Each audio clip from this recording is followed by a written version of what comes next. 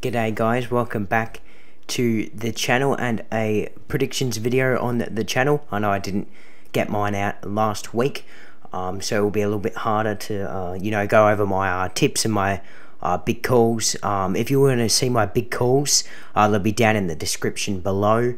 Yeah, we'll get straight into the video. Obviously I'm using the new setup. Probably won't be doing it for my tips that often.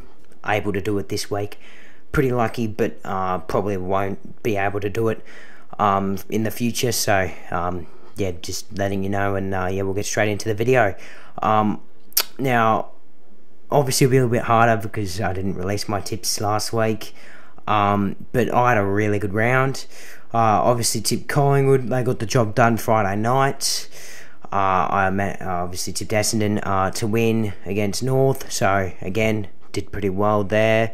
I went for a bit of an upset and a bit of a gamble with the Suns, but the Swans got the job done in that one, which is a bit unfortunate. But then I managed to get Brisbane right. I tipped Carlton in an upset, so I'll definitely take that one. I obviously got Freo right to end off the Saturday. And on Sunday, I went with a bit of a gamble and went the Hawks, and I was really pleased with that result. Again, I figured Richmond haven't been so good at Marvel, so I went the Saints in I guess a bit of an upset to continue Richmond's Marvel hoodoo. And I also went with Port. I wasn't brave enough to tip the Giants, so I got 8 out of 9. Definitely one of my better rounds of the season. Definitely take that. And obviously I did make some big calls for my video, but I didn't really get to tell you guys, so I guess they don't really count. But if you want to hear them, I managed to get 2 correct, which was Brisbane to have 10 or more individual goal scorers in the Adelaide game, and the Bulldogs to kick 10 or more behinds. Oh no, I actually got 3 because I tipped Port to be in front for the entire match. So I actually got 3, so it was a nice round, I guess, for me. Take it with my big calls. If you guys want to see my other big calls, look in the description below. But anyways, let's get straight into round 23, starting off with a Friday night blockbuster between 2 top 4 sides in Brisbane and Collingwood at Marvel Stadium. Because it is at Marvel, it does make it a little bit of a harder one to tip, a bit more of an interesting one. Now obviously the Pies got back on the winners list last week against Geelong in a pretty high scoring affair. Obviously did lose Darcy Moore and lost Nick Dacos the week before, so it is pretty frustrating, but should be able to work our way through it. Our midfield was back to its best last week, which was good, and it was good to get a much needed win, that's for sure. Geelong, you know, they started off pretty well. Jeremy Cameron kicked 7 goals. Obviously 2 or 3 of them probably shouldn't have happened anyways, but yeah, it was still pretty good from the Cats. They started off well, and then they had that 7 or 8 goal patch where Collingwood kicked 7 or 8 goals on them, and that's pretty much why they lost that game. And yeah, it's definitely interesting for Brisbane as well, seeming they weren't great, and they haven't been in great form. They were lucky, I guess, to pinch a win last week, or the week before, against Freo, and again held on late against the Crows. They almost choked that one. The Crows were coming late, but they managed to stay strong. It was a pretty high scoring game. They didn't start off too well. They obviously didn't end off the game too well, but overall they were probably the better side, Brisbane. And yeah, they just don't lose up at the Gabba. Their midfield was pretty solid. Lachie Neale responded to a few poor weeks, and yeah, it was good to get Big O back for them. And yeah, the defence played fairly well from after the first quarter. But yeah, obviously probably going to go with the Pies in this one. Obviously if we win, we will secure the minor premiership, so there's a lot on the line. It'll be a close game in my opinion, and I reckon we'll win it in a thriller by 2 points. And my big call, there are 10 or more lead changes in the game. Now starting off with The first game on the Saturday, it is Richmond taking on the Roos. Bit of a dead rubber game, doesn't mean anything for finals, and not one that most people will probably be tuning into. But if you're a Tigers fan, there might be a reason to go to this one. Could be Trent Cotchin and Jack Riewoldt's farewell game. Trent Cotchin announcing his retirement last week, and Riewoldt today. And you know that they had a pretty disappointing performance, and they have in the last two games against the Dogs and the Saints. Their midfield got beaten quite convincingly against the Saints. Max King dominated them. Noah Bolter had probably his worst game of the season. He's been in Australian form all year, but conceded 6 goals and had a pretty bad game. Nankervis was definitely carrying them in that one. To not get over 60 points, it's a bit of a harsh look for their forwards, because they've been fairly good, their forward line this year, Richmond, but yeah, might need a little bit more work during the off season and the pre-season coming up for 2024. Obviously this one doesn't mean much though. North, they were competitive against Essendon, I guess. Ben Cunnington's farewell game didn't quite end off the way he would have liked, but it was always good to see him back, and you know, he kicked 2 goals in his farewell game, had like 25 touches, 10 contested, had a few clearances as well, so here he was pretty impressive. And yeah, again, it was a few players that were just off in that game for North, and a few results that didn't quite go their way. Nick Larkey was good again with 5 goals. I'm actually expecting North to put up a bit of a fight in this one, but I will go the safe tip of Richmond, and I think they will win this one by 22 points, and at my big call, Richmond lead for the entire match.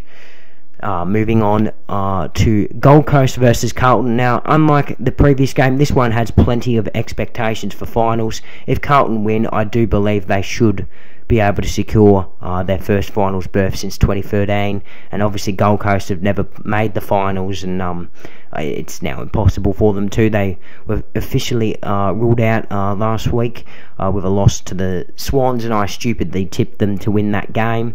But they still did pretty good. Their forward line managed to kick 90 goals. Took Miller, tagged Errol Gulden pretty well. So there was a few positives for the Suns in that game.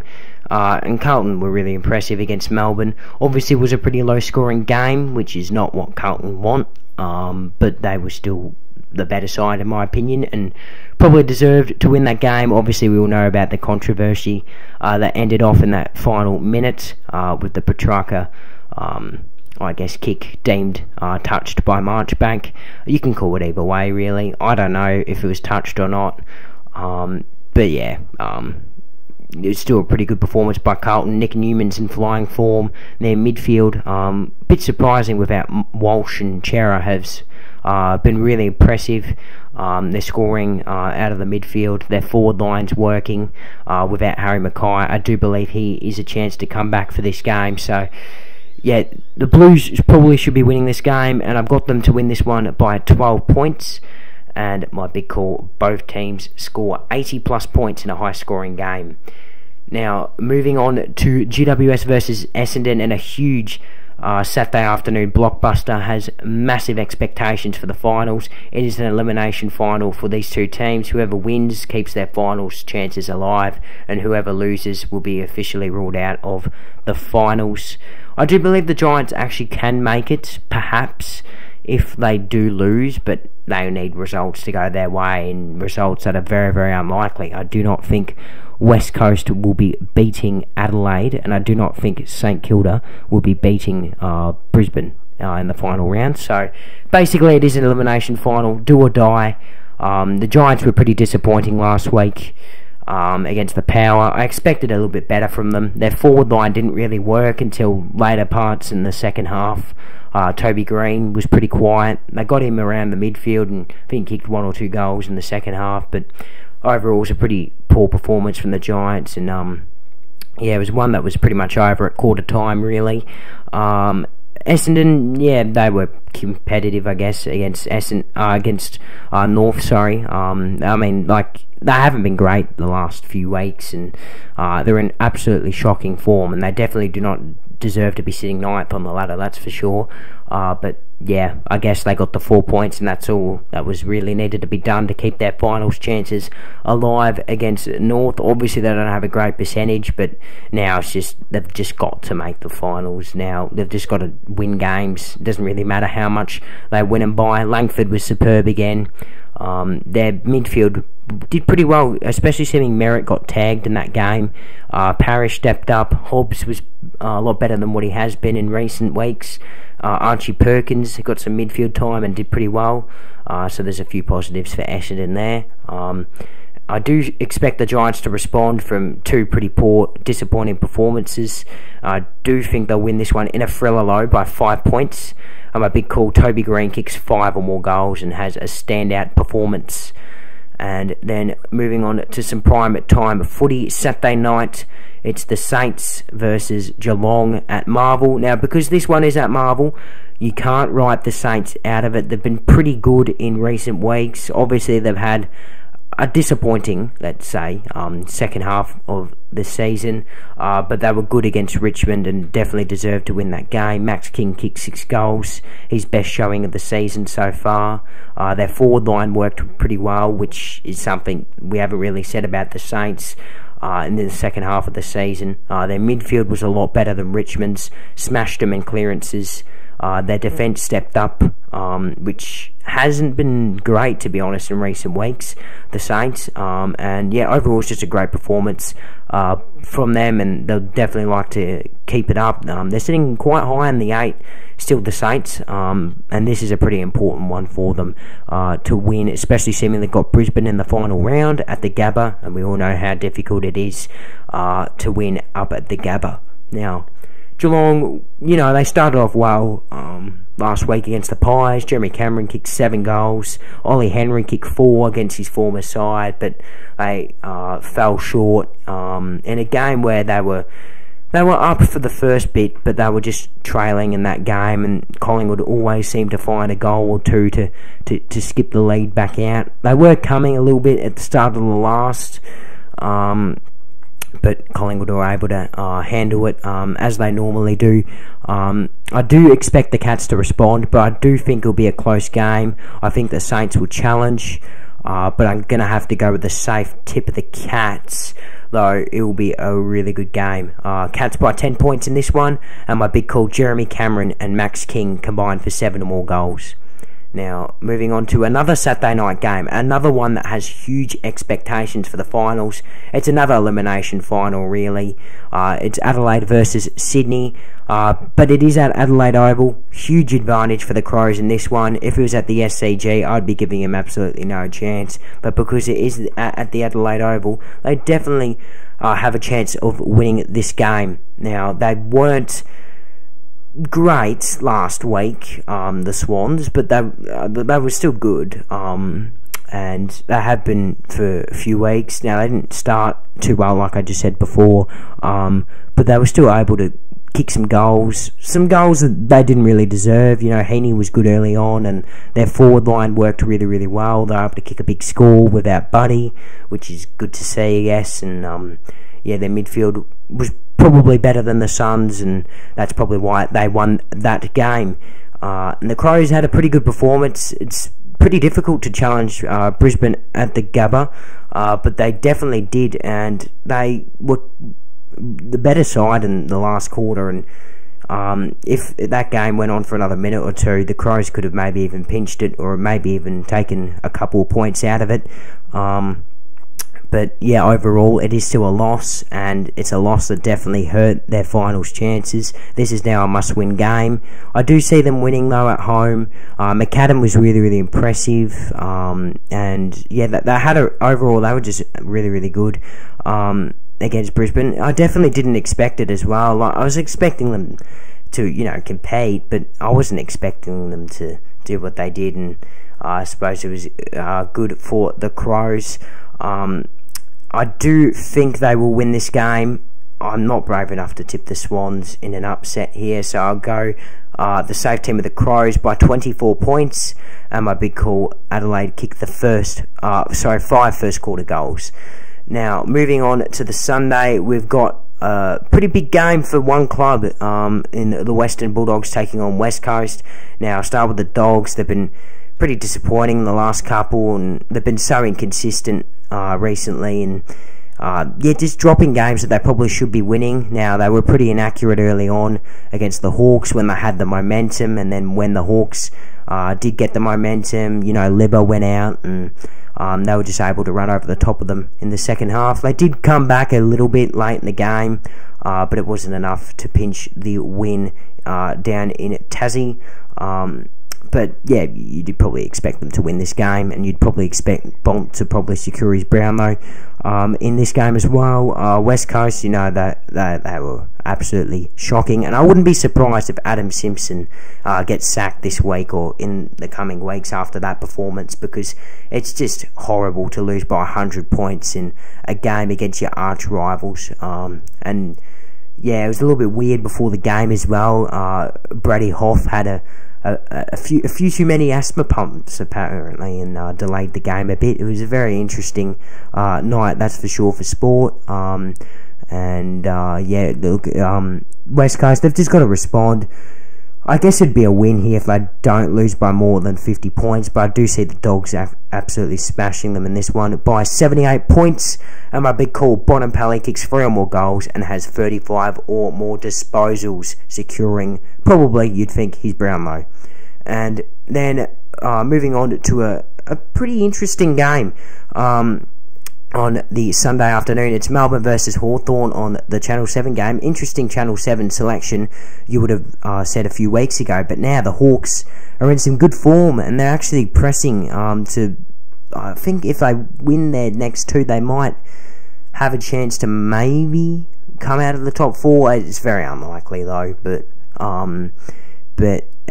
yeah, they've been pretty interesting in recent weeks. Hawks, they were obviously really, really good against us, and were maybe not the better side against the Bulldogs, but they were definitely the side that took more chances, and were really good in the midfield as well, the Hawks. They have been all year, and Mitch Lewis is in a little bit of injury cloud for this game, which could change the result of the game, obviously. And Melbourne did lose last week. It was an interesting, obviously, decision, pretty controversial, but in the end, the game's over now. Carlton got the 4 points, and Melbourne have just got to move on and try to hopefully, for their sake, find a way to make it the top 2.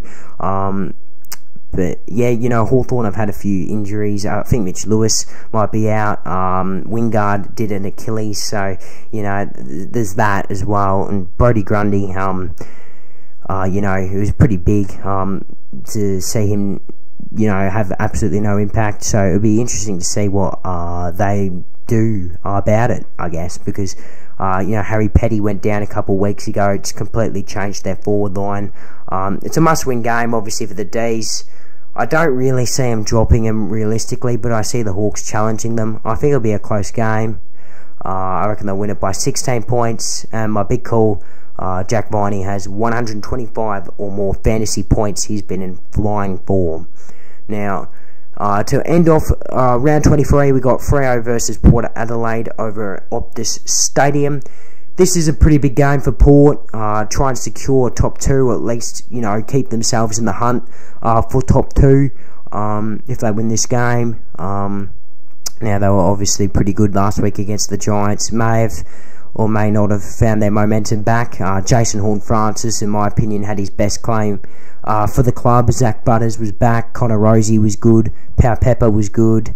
Bergman, was really good early on, and they just had a really good game in general. Port, definitely one of their better games in this second half of the season, and they'll definitely take the 4 points in that one. And Freo were very, very good. I don't know if it was them being absolutely amazing or West Coast just having an absolute stinker, but they were really, really impressive. Freo kicked 17 goals in a row. Lockie Schultz won the Derby medal. I don't know what it's called, but he was really, really impressive. Sam Sturt started as well with 4 goals. So if they keep it up, their forward line is doing pretty well. maybe they can, you know, press. Luke Jackson was really good as well, so yeah, they'd definitely take it. The Dockers, they'd be very, very happy with the way they played, and they're probably going to be pretty happy with the way they finished the season. You know, challenging Brisbane, beating Geelong at GMHBA, and absolutely thrashing West Coast in the derby. You'd definitely take it if you're a Freo fan. I do see them challenging Port in this one, but Port will be too strong.